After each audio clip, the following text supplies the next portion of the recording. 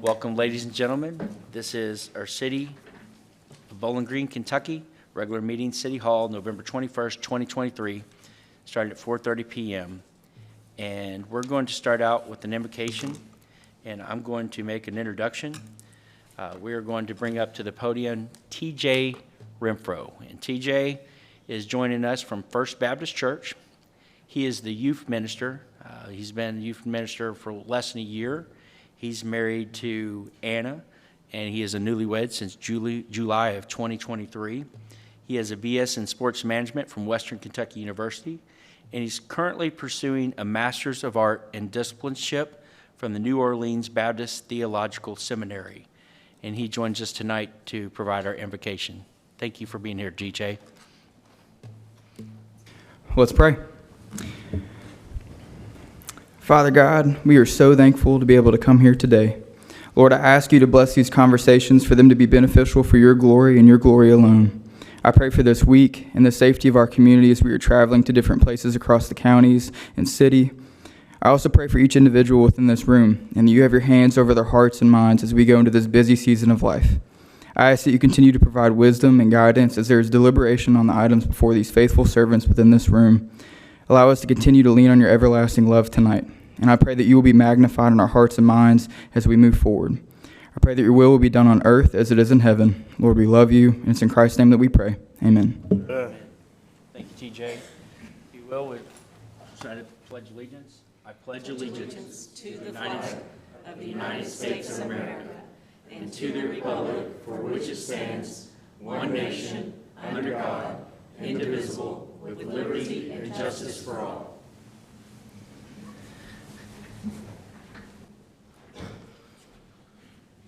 Mrs. Jackson, would you please provide a roll call, please? Commissioner Beasley Brown. Here. Commissioner Hill. Here. Commissioner Perigin. Here. Commissioner Bailey. Here. Mayor Alcott. Here. Mr. Meisel, you have some announcements at this time. I do, Mayor. Thank you. My standard announcement, anyone in the audience wanting to make public comments, please sign the register in the back corner of the room, and we'll take those up after the regular session. And then I've got, can I do my awards while I'm at it real quick? 2 awards I want to recognize. Cameron Levis, our recreation manager, was recently elected president-elect for the Kentucky Recreation and Park Society. He will serve as president coming up in the 2025 calendar year. And so very proud of Cameron for his accomplishments with that.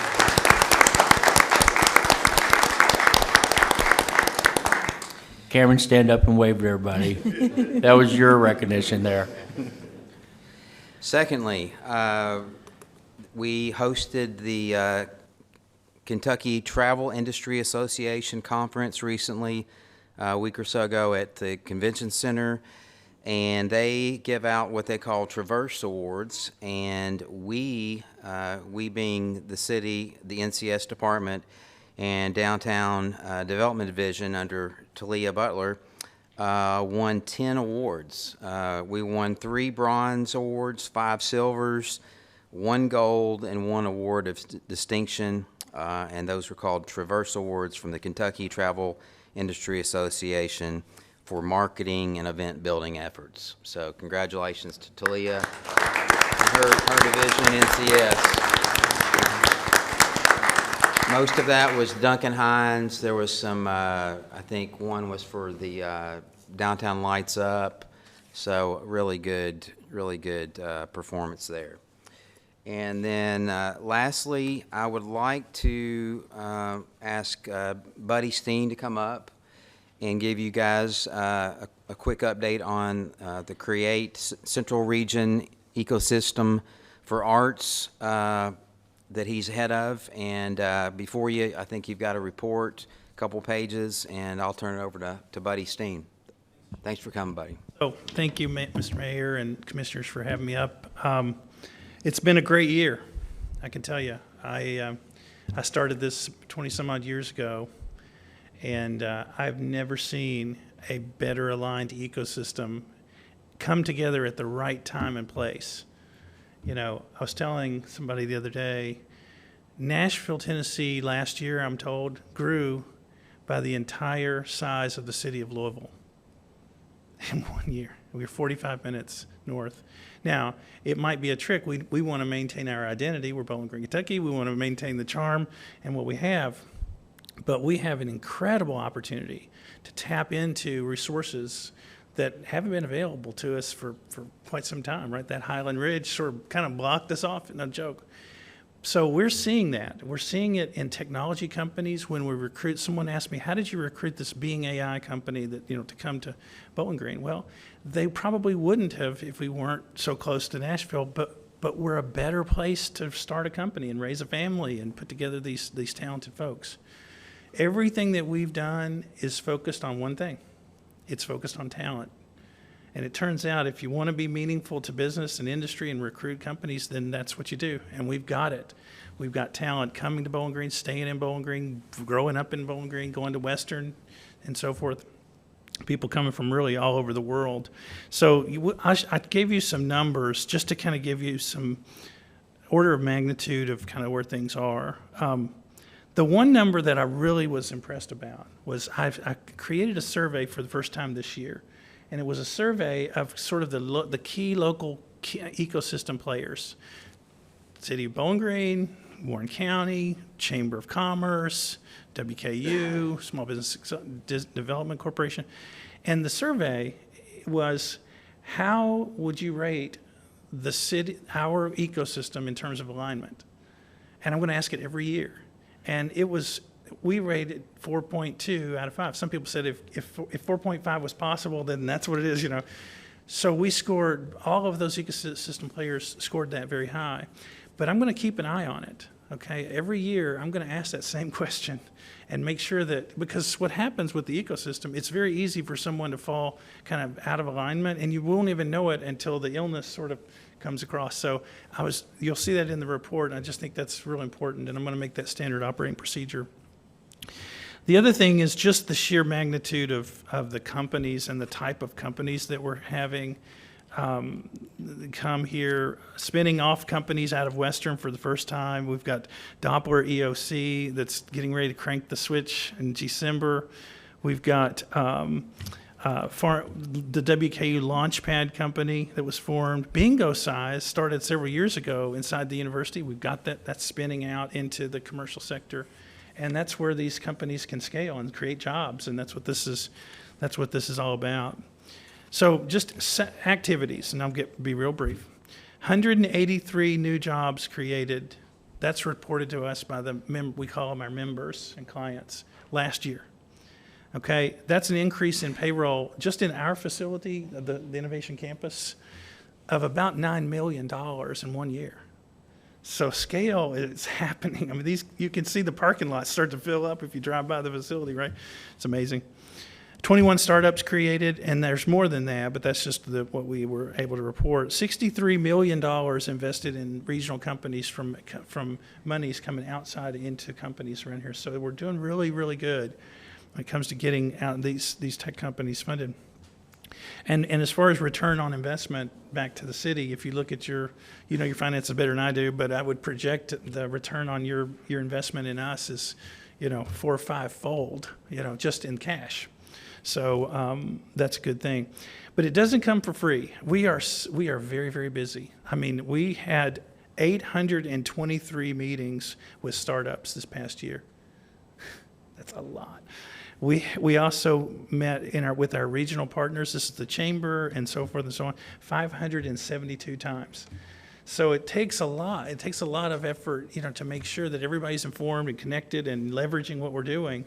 But it's a lot of fun, and I couldn't think of doing it in a more wonderful place when working with wonderful folks like you. So thank you. If you have any questions, happy to answer.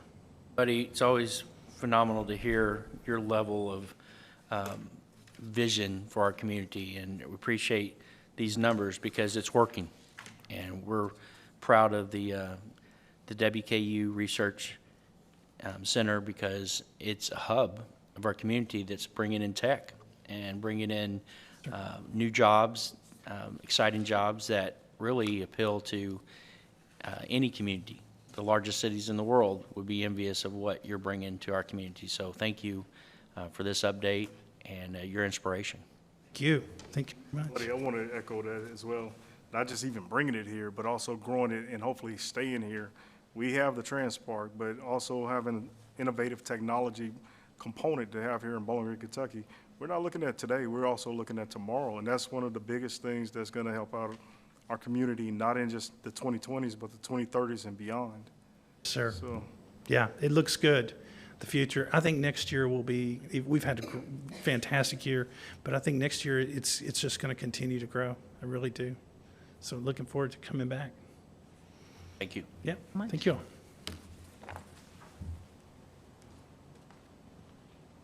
All I had, All right, Mayor. thank you, Mr. Mizel. At this time, we have regular minutes from our meeting November 7th, 2023. So move. second? Moved by Commissioner Hill, second by Commissioner Bailey. Roll call, please. Beasley Brown. Yes. Hill. Yes. Perigin. Yes. Bailey. Yes. Alcott. Yes, municipal order number 2023-261. Municipal order approving the promotion of Madison Duncan to the position of Adaptive Recreation Supervisor in the Parks and Recreation Department. So moved. Moved by Commissioner Beasley Brown, second by Commissioner Bailey. Mr. Mizel. With the recent promotion of Cameron Levis to our Recreation Division Manager, that created an opening in the Adaptive Sports Division, and I'd like to ask Cameron to come up and make his recommendation to fill his old position. So, Cameron? Yeah, thank you. Really excited to be here and have this opportunity to bring this recommendation and this promotion to you all of Madison Duncan. Maddie is here with her family. I'll have a few things I'll share about her before we recognize her, but Maddie has been, she started as a participant in our program back in 2017. Honestly, she was our first adaptive sports participant, wheelchair basketball, wheelchair tennis.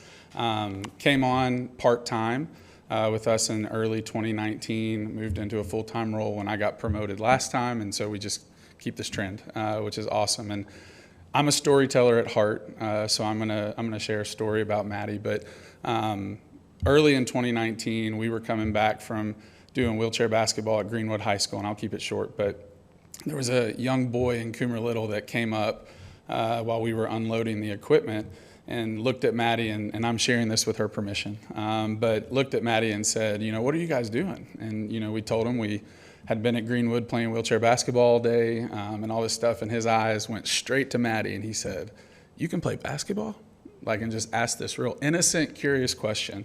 And Maddie, being the amazing person that she is, struck up a conversation with him, and there's a picture that I'll send to everybody after this that I'm from behind, and he ended up spending time with Maddie for the next hour and a half, helping us carry equipment, put it up, and that picture is exactly why we continue to, you know, promote Maddie and ultimately have her a part of our program, because he learned something that day that we would never have been able to teach if she wasn't working for us. And so this is just a really cool opportunity.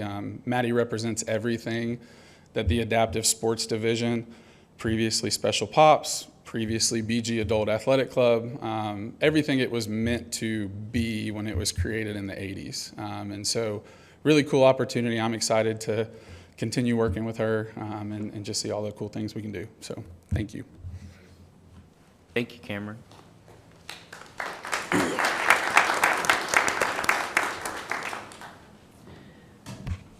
Maddie, did you bring anyone with you tonight? Well, hello, brother and grandma. Wave to everybody. All right, we're ready to make this official if you're ready. All right, commissioners. All right, roll call, please. Beasley Brown. Yes. Hill. Yes. Perigin. Yes. Bailey. Yes. Alcott. Yes, congratulations, Maddie.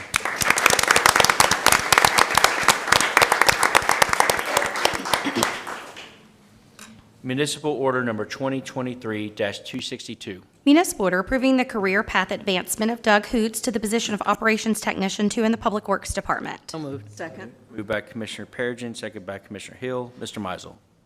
Yes, we have a good career path program in our Public Works Operations Division, and Mr. Doug Hoots has passed all of his training and is ready to promote from an OMT1 to an OMT2.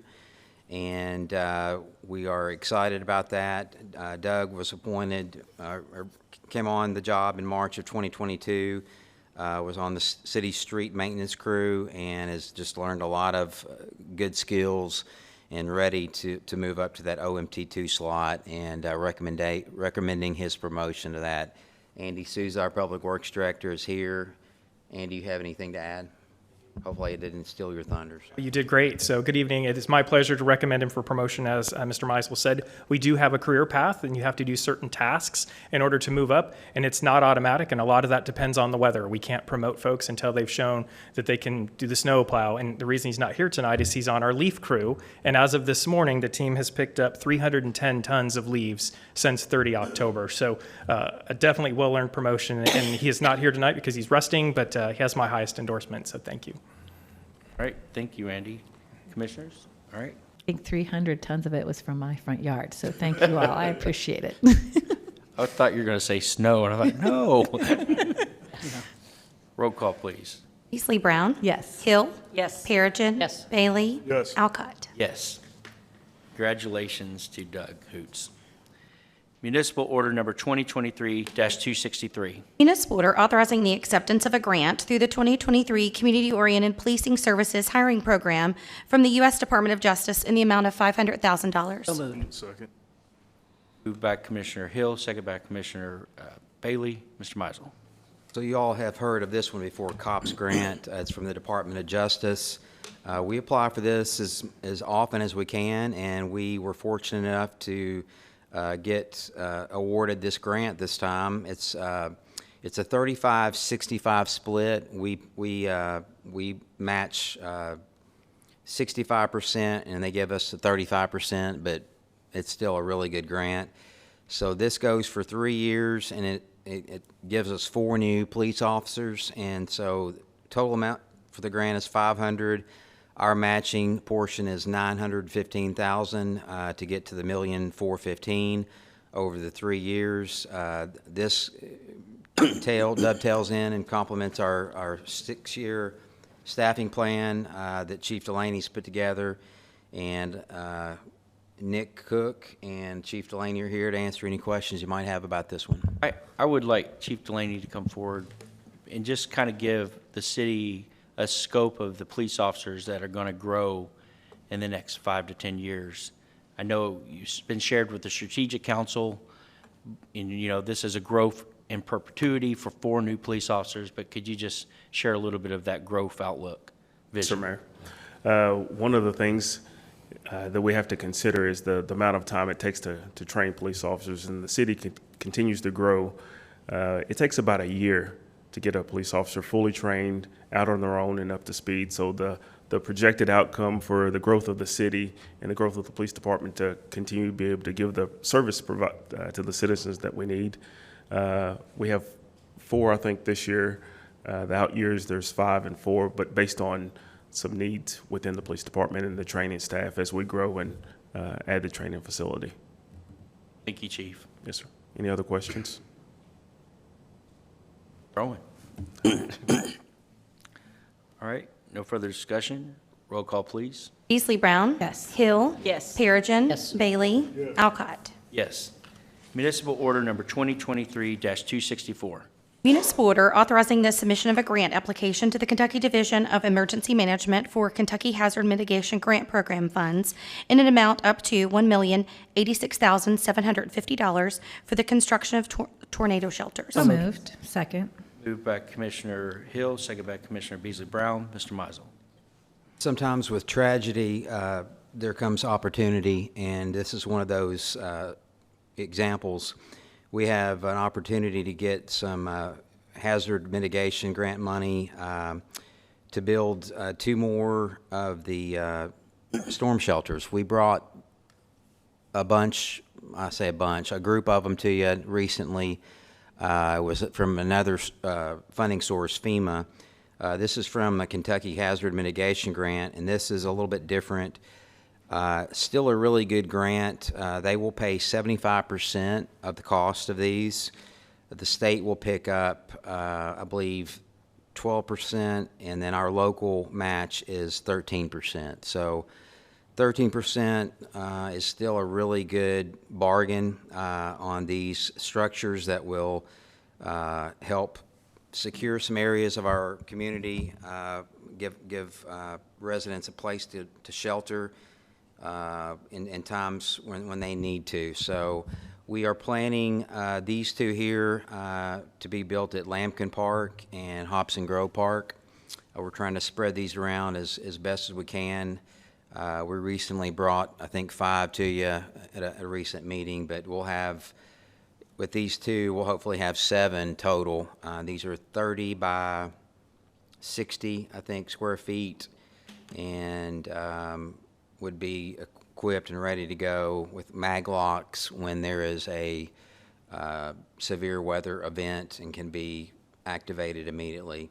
The good thing about this one, too, at the end of the memo that Nick provided, is we can utilize the value of our land as an in-kind match. So we're going to get some appraisals on the land and see what they'll accept as far as in-kind match. So Nick Cook is here, can answer any question on this. Brent Belcher is here, can answer any questions from the park side. But we're going to go after these and hope for the best. How many will this total on emergency shelters in our parks? This will give us 7. 7. You know, sadly, like you said, it's something that we need, especially after the December 11th, 2021 storms. But do we know how many people will actually be able to fit in these storm shelters? It's 180 or 360. 360. It's 360 per shelter. 5 square feet. Yes, sorry. That's correct. That's per shelter? Yeah. Okay.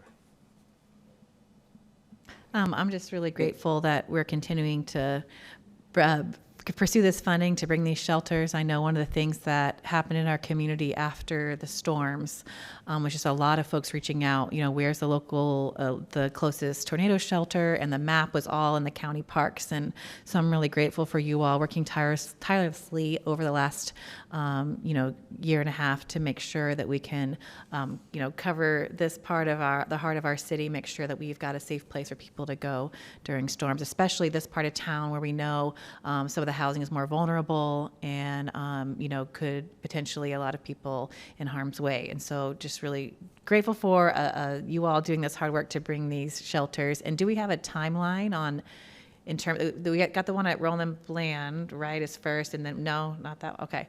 So just like, how long will this process take to get these built? And That's a great question. So the city has received approval on the first 5 shelters, which is, 2 at Preston Miller, 2 at Lovers Lane Soccer Complex, and 1 at Pettigo Park. Pettigo Park, that's right, So that's we've what it was. received approval, or design approval, but we're still waiting the grant agreement. So that design approval came in May, and we are eagerly awaiting those grant agreements that we can bring before you all to formalize the grant and then procure an engineering and architecture firm to complete the design. So we're contacting the state regularly, trying to get updates, but it's hard to give you a definitive timeline at this point in time. Great, thank you. Nick, those first 5 were FEMA disaster recovery funds. Is that correct? All the funds originate with FEMA, but they will flow through the Kentucky Emergency Management Office. Okay. Okay, any further questions?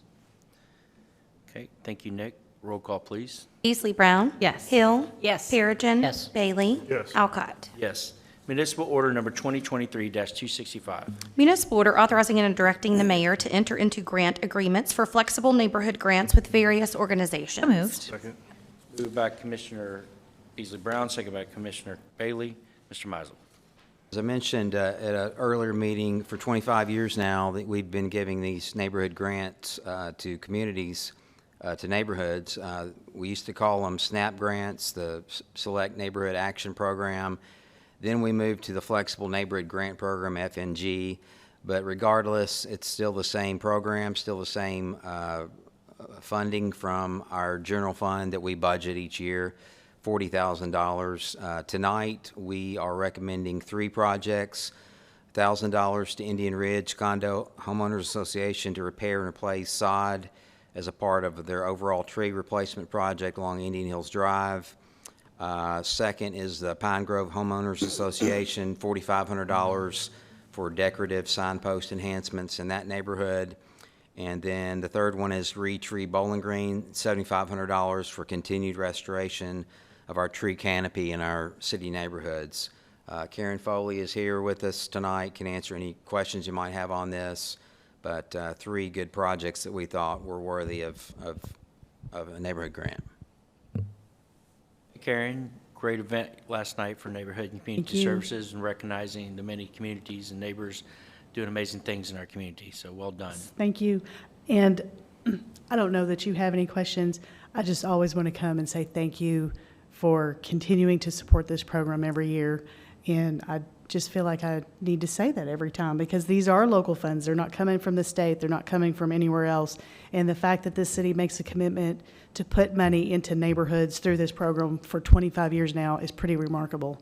And I just feel like we need to celebrate that tonight. So I'm excited about these projects, and we will have some additionals to recommendations to bring to you before the fiscal year is over. But 25 years, over $1 million we've spent so far in neighborhood projects like this. I'm so excited about all the programs, but the Retree BG, I'm grateful that we're putting more funds in there because unfortunately we do still have a lot of people still rebuilding. And so I've just had in the last month or two folks reach out if there were any more funds available because they've still been under construction this whole time. So grateful that we're continuing providing this opportunity for our neighbors who are still rebuilding from the storms. I do want to mention that Retree Bowling Green is an all-volunteer organization. They do partner with our city arborist. He gives a lot of technical support, and they are fantastic. They do everything from consultations with the homeowners and doing very careful site selection, using native trees, doing a lot of tree care education. So they really span the whole spectrum of getting trees in the ground for people. And they only started in response to the tornado, but they knew from the beginning they wanted to continue this effort, even, replacing the 4,000 and then the windstorm. So they're in it for the long haul, and I think this grant tonight will help get us a little bit closer to restoring that tree canopy. But thank you. Okay, no further questions? All right. Thank you, Karen. Roll call, please. Beasley Brown. Yes. Hill. Yes. Perigin. Yes. Bailey. Yes. Alcott. Yes. Municipal Order Number 2023-266. Municipal order approving an energy savings contract with Train US Inc. of Louisville, Kentucky in an amount not to exceed $2,772,000 through Omnia Partners Cooperative Purchasing Contract. So moved. Second. Unanimously, everybody, but I'll give that to Sue and to Dana. Second. So let me start by saying that we have a lot of stuff to take care of and maintain. As you know, we put out a CIP plan every year for a 3-year plan that kind of puts stuff out there on the horizon that will need to be replaced or stuff we need to buy or purchase, add. But as we look at that each year, we looked ahead and we saw a lot of projects that we would be doing in the future and reached out to Train. We've done 3 energy savings projects now with Train over the last 23 years, roughly. And these are guaranteed savings. When we put them together, they guarantee that we're going to save enough money to pay for the projects.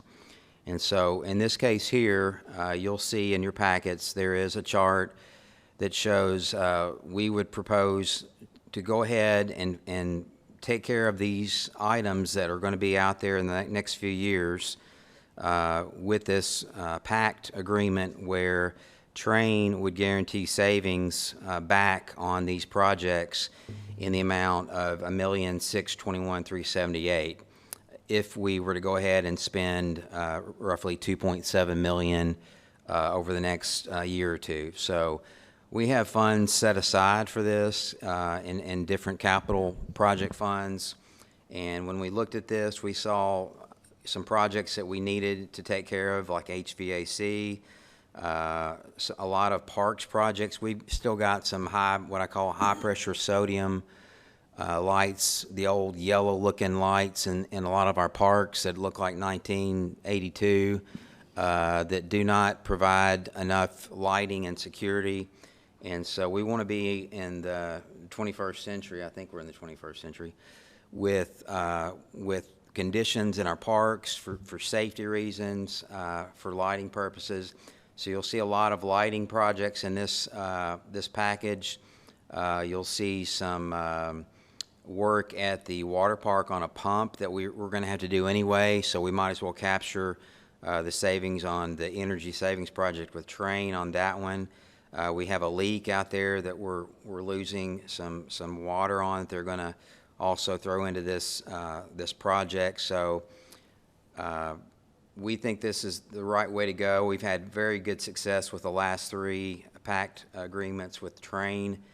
And Anthony Wright with Train is here tonight, along with Andy Souza. And I'd like to ask Anthony if he wants to come up and make any comments on this project here.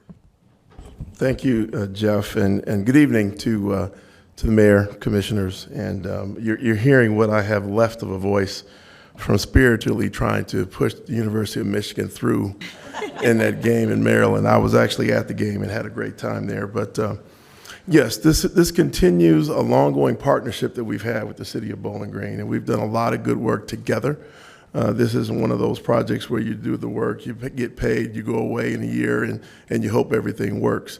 We're with you all the way through for the term of the contract, and this is phase 4 that we are now entering into in this particular project. Jeff has summed up many of the things that we're doing in the scope of this project very well. One thing we did not mention is the fact that we are doing some more solar locations. And we are taking advantage of the opportunity that is now available with the IRA and the ITC. Remember your question from the last time. You said, are we taking advantage of any of that? And at that time, I didn't have a really good answer. It wasn't really identified and real clear where the opportunities were. Now, a year later, here we are, and we are taking advantage of that too. So that's also being added in this project, as well as some pumping reconfigurations of the water park as well, because more than just one pump, we think we also can see some additional redundancy and energy savings and pump efficiency. So all of this really focused on merely trying to save water costs that are out there, in addition to, of course, getting new LED lighting for the ballparks and fields. And that lighting is a very, very important piece, I'm finding. I think that you all know that having hosted before the city of Bowling Green the Little League World Series, because I watched in great anticipation of our team pulling it out, it becomes an economic development opportunity as well, because now you're going after conferences and tournaments and so forth that you can now host with the better lighting and the better fields. I think even our team, your team in Parks and Rec, stopped by Elizabethtown after visiting with us up in Louisville, because again, it's competition. We're seeing what everybody else is doing so that we can make sure that we're keeping up to par. Thank you so much. This is so exciting that we're continuing to take advantage of these programs to make our city more efficient and saving those taxpayer dollars. One question I do have about the lights in the park are, I've noticed that as we've gone to LED lights, they're much brighter than the older ones. And I know when we're putting in with planning and zoning and new properties come in, they have to make sure that those lights aren't flooding into neighboring parks. And with these lights being so high, are we going to have to also change the pole so that we're not, pushing this light into the neighborhoods, or how will that impact? The great things, I appreciate the opportunity. The great thing about LED lights is there is no spillover effect. It's actually great. Less spillover effect.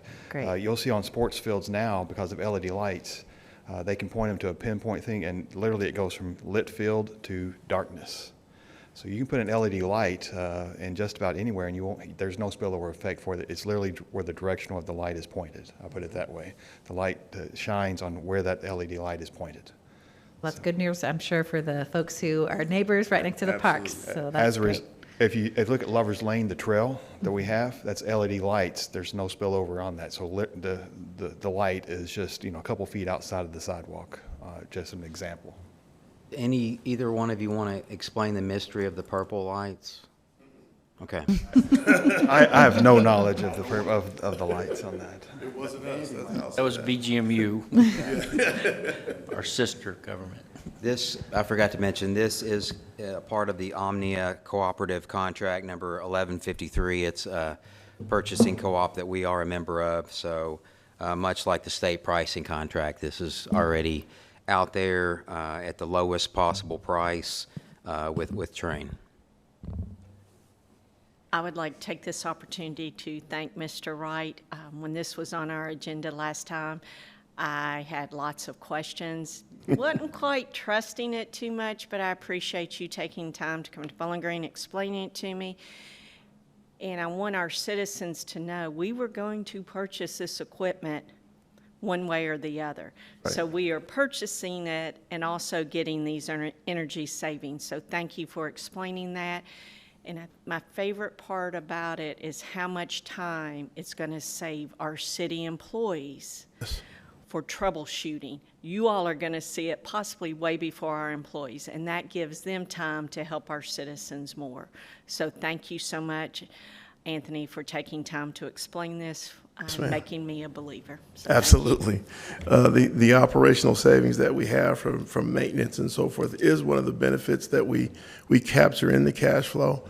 And as we talk about the savings opportunities, it's real important to know that once you've got a partner in this, in other words, you're not just hoping that the savings are there. We're here to show you that they're there and to work with you in achieving those savings. And it's very, very important to be able to do that and maintaining the cost and not having cost overruns and change orders and things like that. So that's another thing that we guarantee in our process. Thank you, Anthony. You're Appreciate welcome. your time. You're welcome. Okay, no further questions or comments. Roll call, please. Beasley Brown. Yes. Hill. Yes. Perigin. Yes. Bailey. Yes. Alcott. Yes. Municipal order number 2023-267. Municipal order authorizing change order number 2 to the contract with Scott Murphy and Daniel of Bowling Green, Kentucky for Fire Station number 5 and Training Center construction project in the amount of $900,000 for a total project cost of $17,608,963. So moved. Second. Moved by Commissioner Perigin, second by Commissioner Bailey. Mr. Meisel. I'm going to take a stab at this one, and I'm going to try to start from the top, explaining where we're at, how we got here, but I am going to ask for some help from the audience. But first of all, we are in the early stages of construction at our public safety training center and the rebuild of Station 5 for our fire department. Originally, when we went out to bid, we were wanting to keep costs low. We knew this was going to be an expensive project. After we had bid out Station 8 and saw prices there per square foot, we were very cautious on this project. This is probably the biggest one we built since the convention center was built back long ago. The biggest structure. Anyway, this is 30,000 square feet. And with all the due diligence that went into it with the GO, we explained all that at the last meeting. We are at a point where I'm not asking to go spend $900,000 tomorrow, but this project was never included your standard 10% contingency that usually accompanies a project of this size. And so with that, that part of it that we skipped over, that we did not build into the project, with the fact that we've already had one change order totaling $700,000, I'm coming to you tonight to ask for basically what would get us back to a 10% contingency with the $900,000 plus the $700,000 we've already spent. So that would make this project roughly $17.6 million in the end. So the reason that we're coming to you tonight, not only to ask for this $900,000 contingency, but we do have some issues that have arisen up there with the micropiles and that project where we had to. We ran into some problems where it was taking more concrete than we expected, than was planned for. It was totally undetectable by the geotech report. All it does, and this is my version of it, that was like an X-ray when we really would have needed an MRI, and there is no such thing as MRI when it comes to testing the underground. So I'm going to ask Andy to come up and Mike Walker to come up, and they can tag team and explain to you what the solution is on making sure these holes get filled properly, making sure the micropiles are set properly, and go from there. So whoever wants to take. Go and I'll answer questions maybe.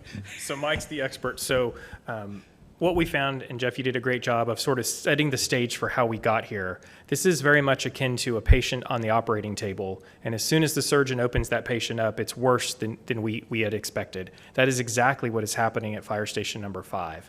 The ground is not suitable for these micropiles in the way that we had originally planned, because we set a certain amount for how much concrete would go in the hole with the rebar, and that soil is literally sucking as much of that concrete in as we're putting into the hole.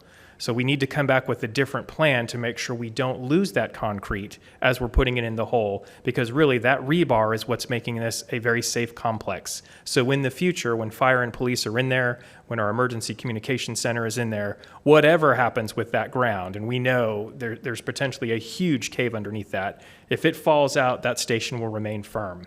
But in order to get to that point, we need to do something to stop the bleeding, and in this case, stop the loss of concrete. We had this as initial plan before we came to you before, which was to encase this in steel piping, and that was prohibitively expensive. And we had no way of knowing until we opened the patient up what this would be. And so now that the patient is open, Mike has brought a sock. I guess that's the technical term. I don't know if it's technical enough. That's what they tell me. But we'll show you in the hole what will happen is we have to make some adjustments so that we don't lose that concrete.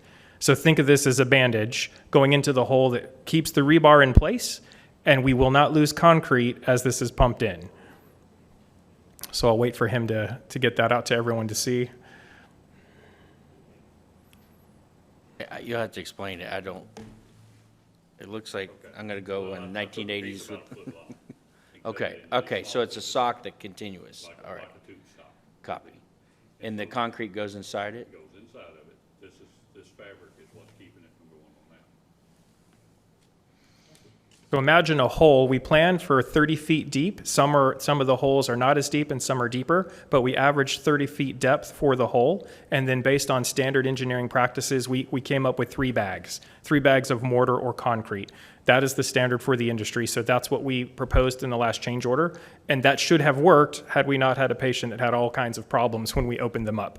So now that we've got this plan in place, the average, I think we've estimated 7 bags. Is that correct? All right, yeah. And I'll turn it over to you. Okay. When we originally started, I'll bring you up to that since you've got that far. We were using 10.5 bags per hole. I've got one out there that's got 60 bags in it. It's disappearing more than likely into the dirt, but I can't see where it's going either. Based on what I'm seeing right now, we've been using a sock. That sock goes down to the top of the rock. We've been running about 3.5 bags per hole for the past week. So that was our what is helping us keep it, but it keeps it from dissipating out into the soil area. And he's calling it concrete, but it's really not much thicker than water. It's cement and water is all it is. So in my mind, a lot of us can imagine Mammoth Cave, and there probably would never be enough concrete if we were building on top of Mammoth Cave, correct? Trying to fill Mammoth Cave. Well, but I was just saying, we don't know exactly the size but of the cave, just like when the Corvette Museum imploded, we were lucky. We've not found any caves underneath here, and we've not found any large enough voids that we would have to do anything different. But it's sucking that concrete in. But it is literally dissipating out into the coarse texture of the ground underneath there. But you're stating this sort of like a tentacle technology of concrete where it's tethered to the It won't top. flow, it won't flow through there, so that sock will expand till it hits the edge of the dirt that we've drilled in, and it will stay in there. So This is- even if we come up with a small void, maybe a foot or two, it would expand out there, but it wouldn't just run off. So we haven't run into anything like that yet. Mike, explain how there's no bottom in the sock, so it will bond to the rock that you all have drilled into. We take the sock, we actually tie it off at the bottom, put it at the rock level, because we know the rock is 5 foot. We're drilling into rock 5 foot, so we know that. We go 5 foot off of our steel, we drop that down there. We have a piece of PEX pipe that we run all the way down that sock, so that we bring the grout from the bottom up, so we know we've filled it. We take a second pipe, take it all the way to the bottom of the steel, and make sure we fill the rock up. Because the sock up in the dirt is just to keep from deterioration, rust and those types of things affecting the steel. It's protecting, it's all it is. In the rock is what we're bearing on. There is no bearing capacity of the overburden of the dirt. Like, I know this is the first thing you said, we think. Do we know that we think, or is this something that we know for sure? I would hate that we come back and have change order number 3. Well, I don't want to have to come back. Yeah, because I know the last time that you guys were here, it was discussed and stuff, and I don't know if I think either myself or Commissioner Hill either said, is at some point do we need to look at it somewhere else? I would hate that we come back and then we're gonna have to throw more money into this situation, because we know if it falls at some point, because there's a hole that's right there and we can't do an MRI and look at it, then we'll be looking at possibly a building and putting more money in just to fixing it at some point in the future. Is there something that we need to start thinking about, that this just isn't a place to even be building on at this time? Let me start. Now you can tack on. That's a little out of my area. So we are putting in 342 of these holes. 342 spread over 30,000 square feet of footprint. Each one of these micropiles is going to support 50,000 pounds. Once we get all these in place, and I'm talking like an engineer, but I'm not, but once we get all these set, and they're all going to be attached and connected to solid rock underneath, we get them all set, 342 of them, 50,000 load each. Mike's gonna pour a concrete slab over the top of that, and even if one gives way, you've got 341 more to support the rest of the structure. So even if we did have a sinkhole down the road, and 1 or 2 or 3 or 4 or 5 give way, it's not going anywhere. I understand that, and I understand that, but the last time, because I educated myself, because the main thing that we was looking at was the karst topography. And understand, for the karst topography, the main thing that they use that for is basically for the water, because we know it's the better place to actually start holding it for the water. And I do understand we're gonna have the 300 and everything else, but I would hate it that we would have to come back at some point, or even if not this city commission or another city commissioner, that would be sitting here and basically have to put more money into it just to fix a problem that we could possibly address today. So, and the main thing, with the first word I heard is that we think. So, I'll go. Let me go Okay. first. When I was presented the change order, I didn't design it. It was done by your design team. They had them laid out based on what a structural engineer wanted. I sent it out to 3 different companies. I actually requested 5. I got 3 bids from 3 different companies that do this every day. One of the things they didn't ask for, and I know there's some scuttlebutt around town that says we should have put casings on all of them. Casings would have cost us more than double what you paid for the last time. Now, the steel casing guarantees it's not going to go out, but it stays there. So you put a 6-inch steel case instead of a 4-inch hole in every one of those 340 holes. So that, the original change order was $600,000 roughly for that. So add another $300,000. We're not talking about spending $300,000 what we're doing here.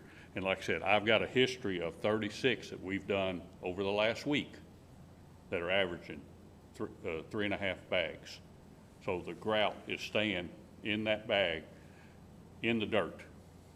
And we're not having issues with them getting, leaking out the rock, because you can have a crack in a rock and it would run out there too. We're asking to spend an additional $73,000 for 230, give or take, sleeves or socks, I believe is the number I was given. 146 that are already done of the 340, as of today, right? 146? Jeff, I thought that number was 190 something. Okay. I may be a week behind, so. More, maybe 100. I'm about 40% complete right now out of the 340. I've got 100. I showed as of yesterday I had 146 of the 340. So I'm still just under 200 more to go. So this sock has been engineered and created for this purpose, or this is a new use of this technology? It is engineered for this purpose. We didn't think about it. We went through a couple of steps. Hillview Heights Church had the same contractor, had some of the same issues. They went about it one way and it worked for them. We tried that first, which was don't put more than 10 bags in there, and if it runs out, we'll let it set up overnight and try it again in the morning. That didn't work very successfully, really. I mean, yeah, some of them had worked, some of them didn't. I've actually, like I said, but when we tried the sock, we tested it. It worked. We got the number we were shooting for to use, and then we took it back to an independent engineer that's working for the drilling company, because this is all, it doesn't technically fall under the structural engineer's license of what happens with that micropile in the ground. He's responsible for what's sitting on top of it. So that was approved by that structural engineer who does micropile designs every day. So how, if there's a sleeve around it, I'm just trying to imagine, like, does this change how it is stable, since it's separate, there's that separation? Again, I haven't looked in the hole, and I hadn't dropped a camera, even though we had a discussion a couple of weeks ago, somebody wanted to drop a camera in the hole. But I'm taking it, it's compacted, but it just happens to be a much coarser compaction. So there are small voids. That's what I say. If you think about it being a little bit more consistent than water, it doesn't take much to dissipate out into those areas. Where this proposal here keeps it held in that size. That's why I say a small void, with the weight above and below it, it will swell out some, but it'll stay there. So we're not just pouring it into the ground, trying to fill up Barron River. And the strength is in the rebar. This is really temporary. As soon as this sets, it's done its job. The rebar is protected, and that's where our structural integrity comes from. Yes.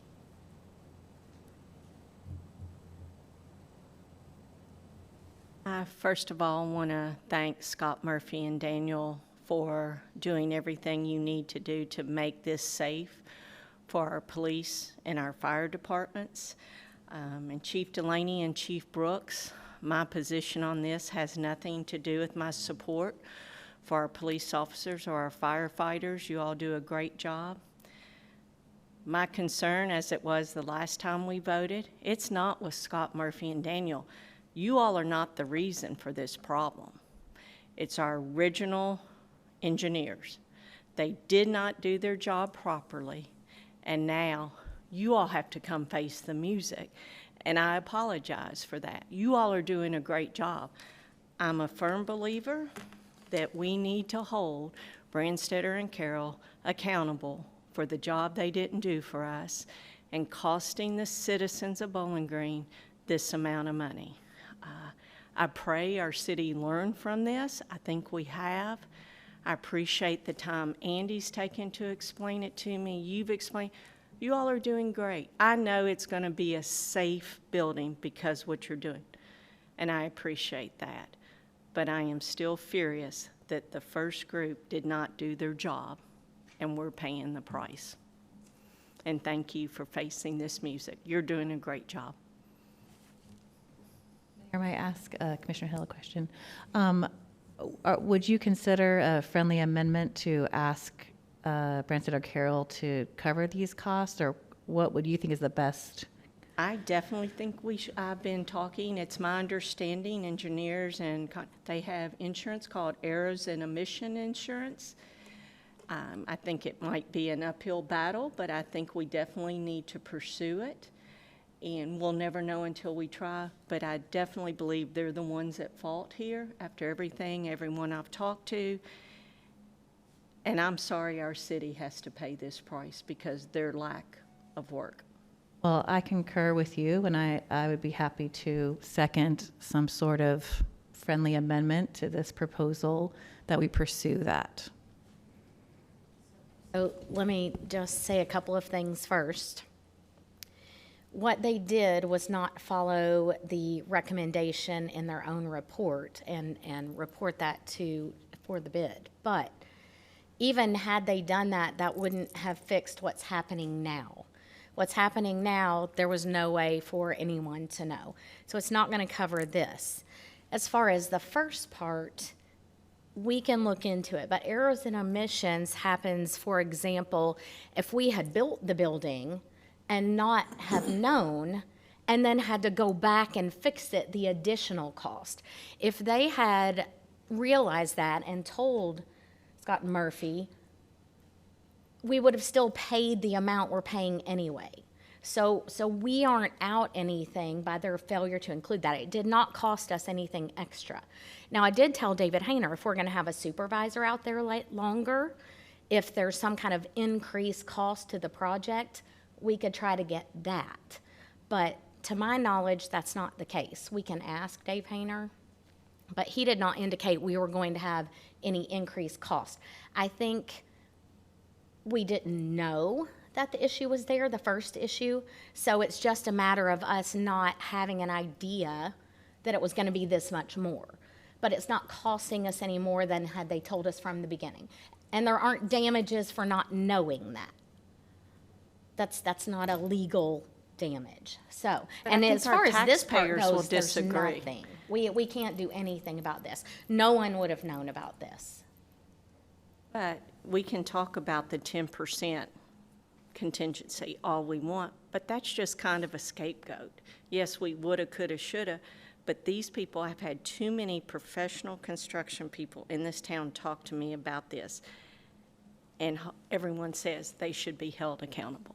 Well, if we have any additional expenditures over what it would have cost us had we known anyway, we can recover that. But if they had told us and we're spending the same amount, we don't have any damages. It stinks that we didn't know and weren't prepared, but there isn't, let's say we had bonded it and then didn't bond enough. So we had to go get more money and it cost us additional interest. Let's say we're gonna have a supervisor out there longer than we planned to. Let's say that had we known the cost of concrete went up between this month and this month. There have to be real costs to that. Had we built it, it would have been disastrous for them. But we didn't. And so as far as I know, we aren't out any money. It's just the not knowing the first part. This part is not, there's no one to blame for this. But if they had told us not even a full mile up the road, Corvette Museum had a cave-in, they should have done more work. If they didn't bid this out at a high enough price to give us the information we needed to make an accurate decision, shame on them and shame on us for accepting it. We should have had the information to give to them so they knew what they were getting into. Correct, but we did find out before we started. So we had an option at that point to say, wait a minute, but when you're talking about a $16 million job and a $700,000 change order, that didn't happen. And so we did know before we started.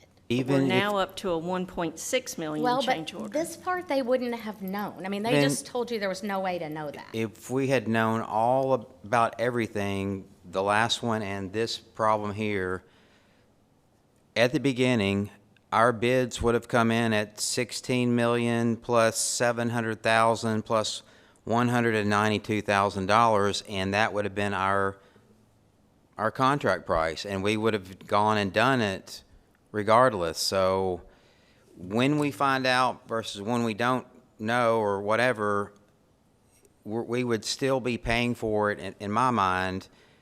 It's just the fact that we're finding out about it now in the early stages versus when it was on a piece of paper. Which is very frustrating, but doesn't lead to damages. It doesn't lead to requiring them to pay this amount. Hillary, I agree with you, but Jeff, don't you agree that if we had that on a piece of paper before we moved, we possibly wouldn't even be looking at that land? We've owned that land for a long time. Land is expensive. We bought the 2 acres next door, planning for this a long time ago. To give all that up would have been a hard decision, but I guess the answer to your question is maybe we could have put a for sale sign on it, packed up, and looked for another piece of land, but we would be out way, way, way more money for land acquisition for Station 5 and a training center.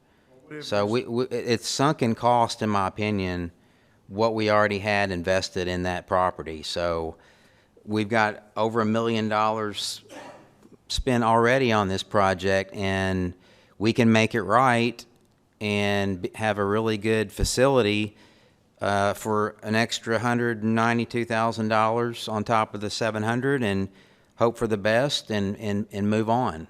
So we're kind of spinning our wheels right now. And again, Commissioner Bailey, we did know before we started construction. We did find out. So we could have rejected all bids and said we're going to go back to the drawing board and try to figure. I mean, they had not been out there very long when this came to light. And so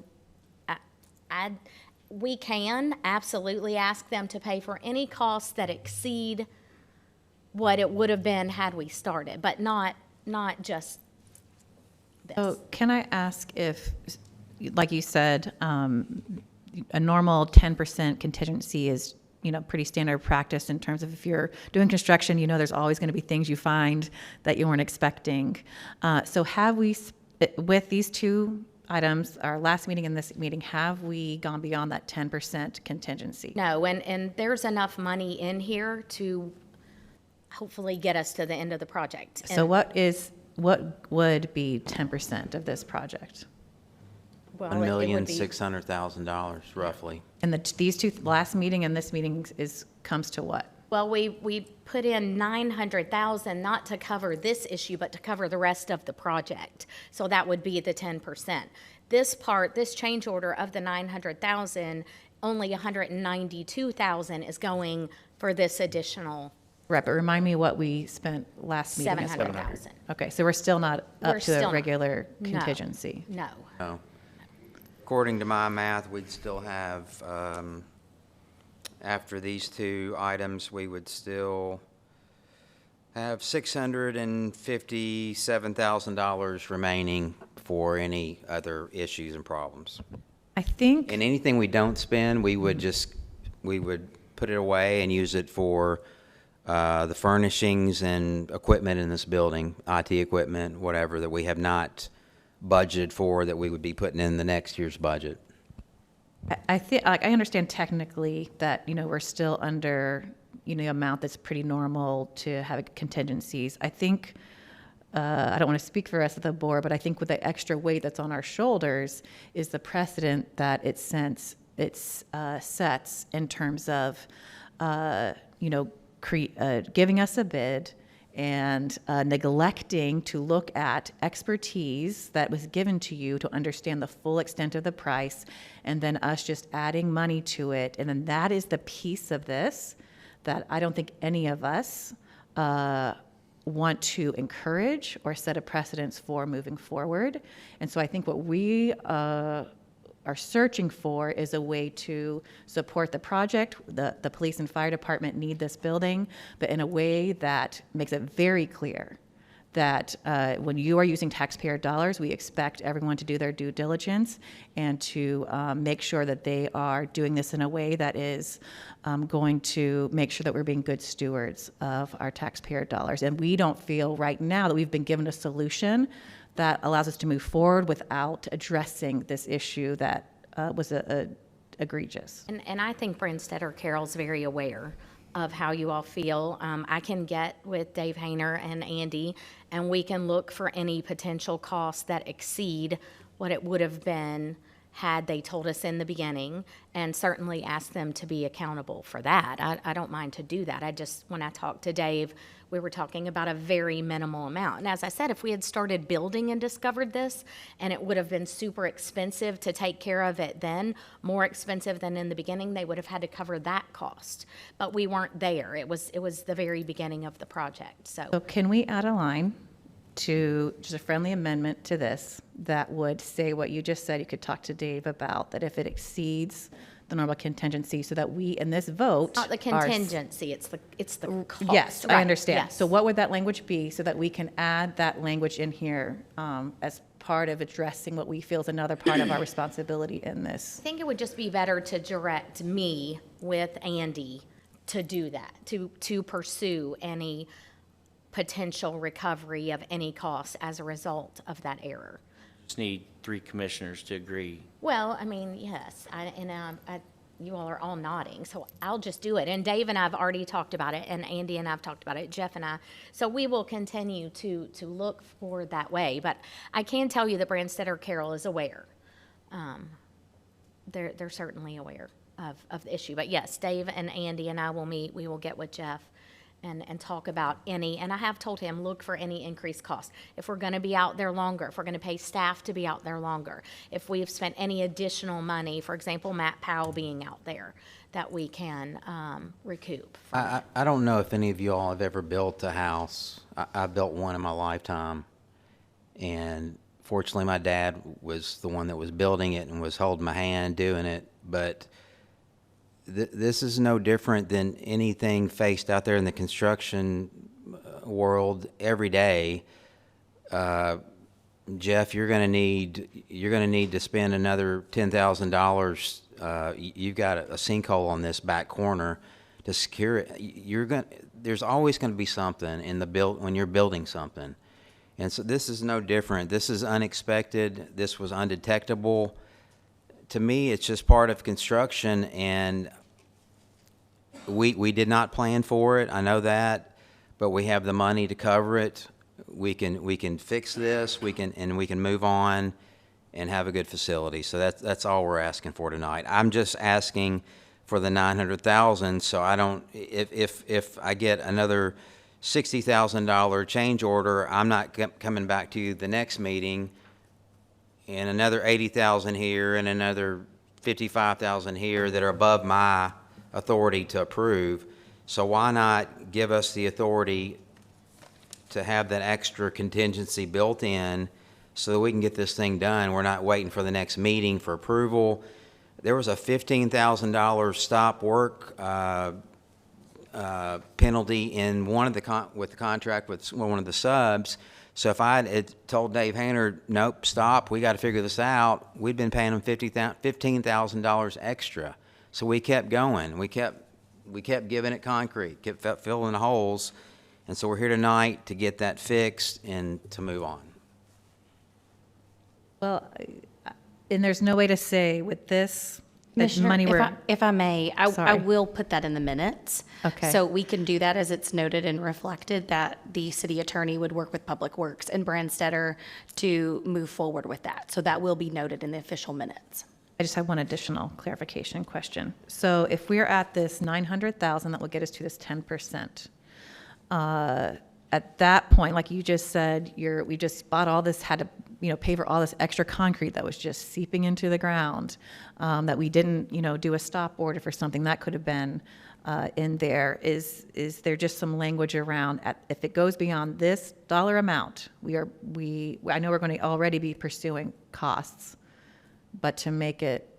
Do you mean for the micro piles, or do you mean in general? The original bid that came in. Well, the original bid that came in, those subs, they have contracts with our general contractor. So Unless there are exceptions, you know, most contracts have if they run into circumstances that were unexpected, which is what happened here.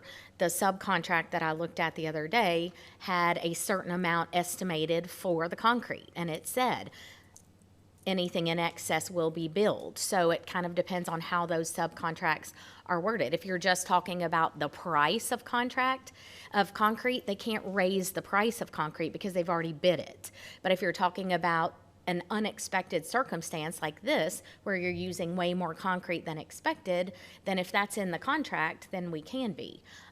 You know, that may be a better answer, a question for Mike, but most of the sub bids should be, and their work should be consistent with what they have put in there. It's only when you run into these circumstances in the ground that are completely unexpected that it causes a problem. Even knowing a sinkhole doesn't mean you know that there's all these little voids in there that are going to cause concrete to go this way. That was not something that anyone could have predicted. So I'm not going to tell you that there's nothing, but We're going to cover up to 15% overage on it too, and we're above that, so. because of random voids that no one could see or know about, they start pouring it in there and it just goes into all these voids. So, and unfortunately, this is a problem all over the county. It's not just one we've run into. We have sinkholes everywhere. So as much as it's painful, it's better than if we had found out, you know, after it's built and we're having to try to figure it out. So, you know, Mike can answer the question for the subcontracts. Those aren't typically things we see, but barring an unexpected circumstance like this, there are going to be some overages that happen because of things we need, but not to this extent, I wouldn't think. I think going forward, I would personally, as a commissioner, like to see the contingency fee built in there. I would rather have voted one time than have these. To me, that we're the laughing stock of this community, that we didn't hire the proper people in the beginning. And I'm not pointing at these people. A lot of citizens are talking about that we didn't know what we were doing, and that's embarrassing for our city. So I would have much rather voted on a higher price than this have come to us twice. And you all need that money. I want that building safe, and I know it's going to be. And I also asked Jeff to have Nick Cook look for grant money, because there's also a tornado shelter there. And so he's agreed to look that. But with it already being in construction, may not happen, but look for any opportunity where we can recoup this money.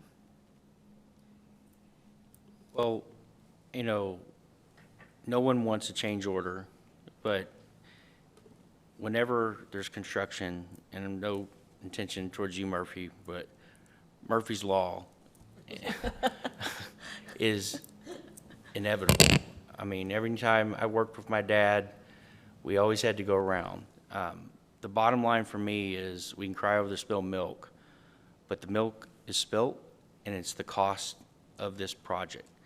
It's not exceeding right now what it would cost us to build, and I'm trusting our engineers that are mitigating this problem, and this is not the first time they've seen it.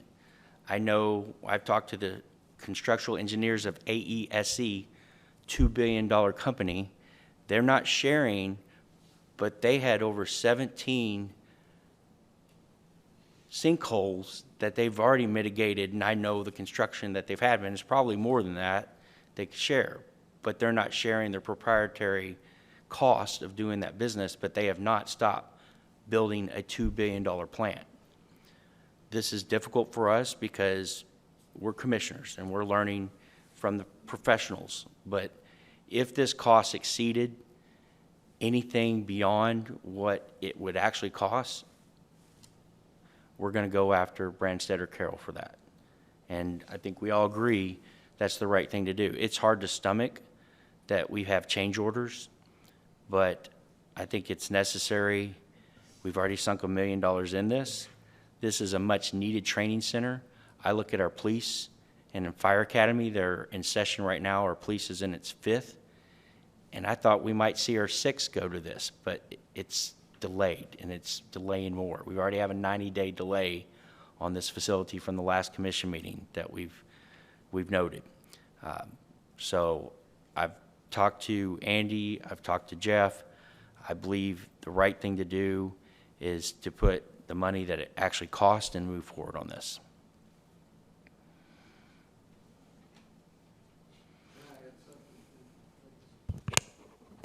I'm Mike Murphy with Scott Murphy and Daniel.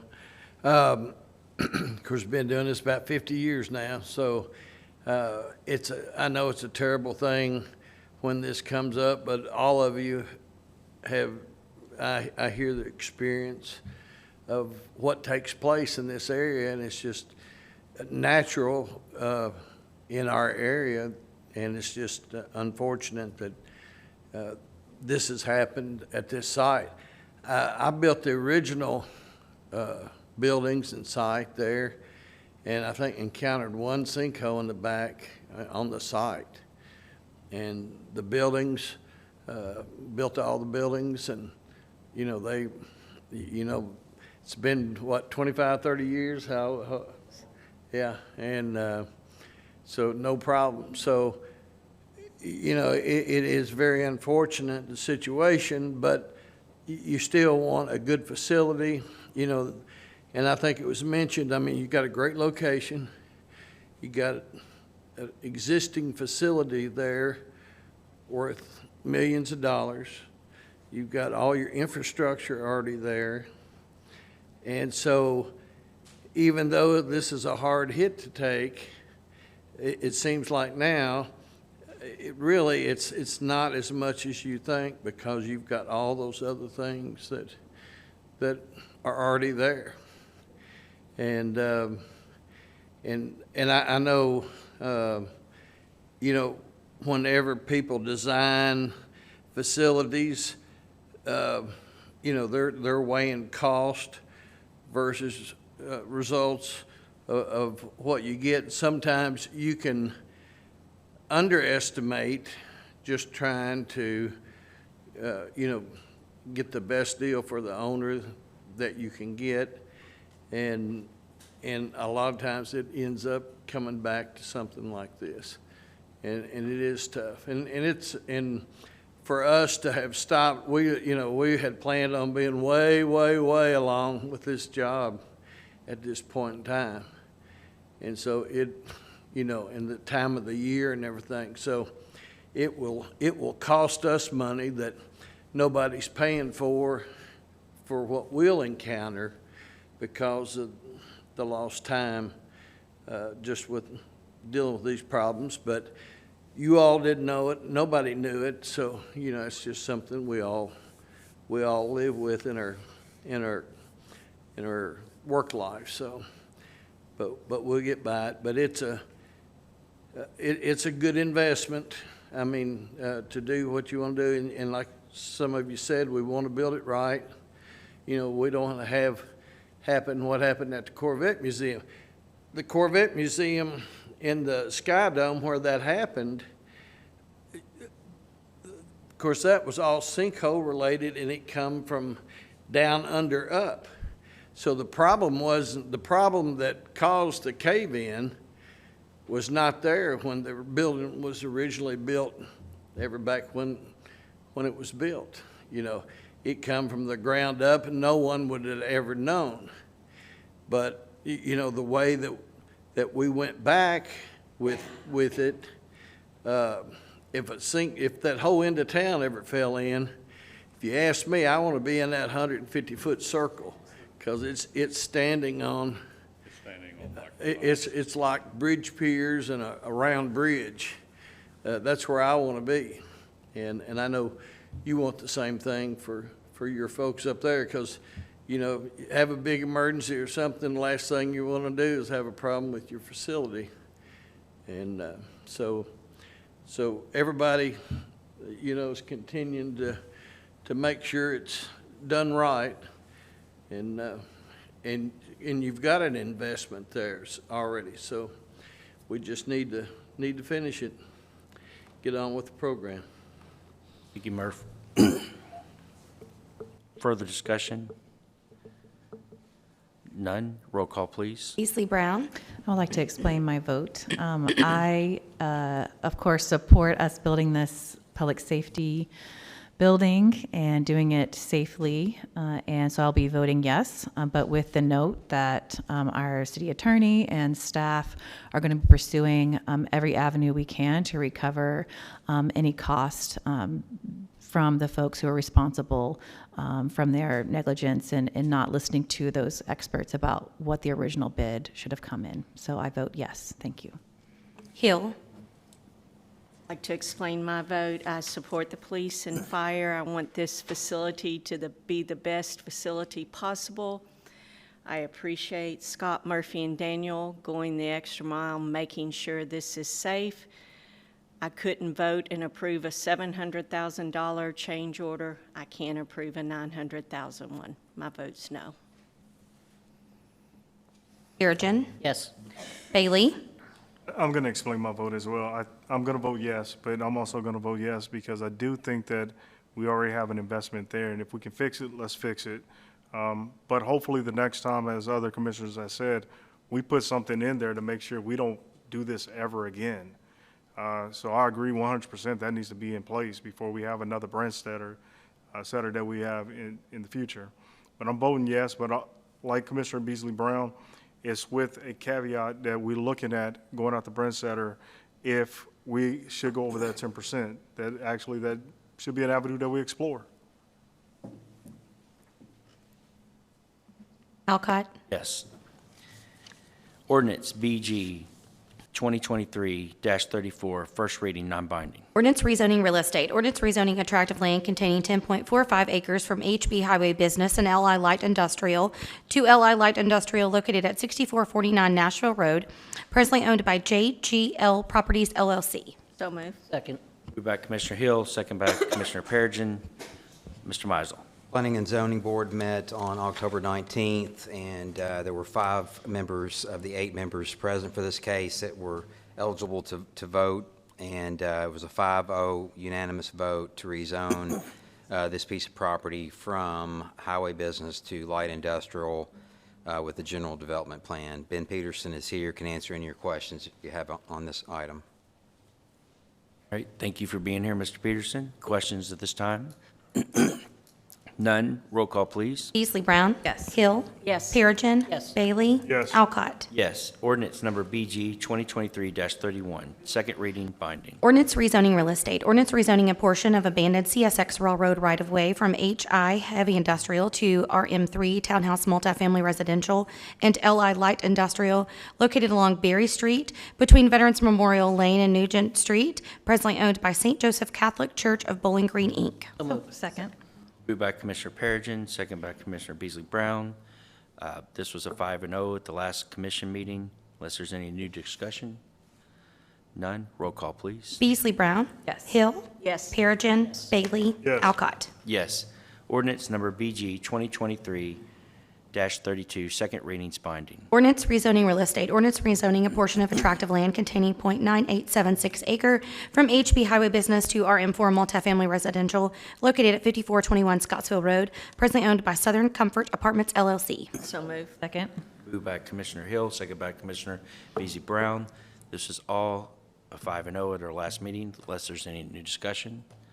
None. Roll call, please. Beasley Brown. Yes. Hill. Yes. Perigin. Yes. Bailey. Yes. Alcott. Yes. Ordinance number BG 2023-33, second reading, binding. Ordinance rezoning real estate. Ordinance rezoning a tract of land containing 1.008 acres from HB Highway Business to LI Light Industrial located at 55 Parker Avenue, presently owned by Josh Payne and MAH Enterprises LLC. So moved. Second. Moved by Commissioner Perigin, second by Commissioner Hill. This is a 5-0 at our last commission meeting. Unless there's any new discussion, there's none. Roll call, please. Beasley Brown. Yes. Hill. Yes. Perigin. Yes. Bailey. Yes. Alcott. Yes. Our next meeting is, we're checking for public comments, will be on December 5th, 2023 at 4:30 right here in the commission chamber. All right, we are adjourned. Thank you, ladies and gentlemen.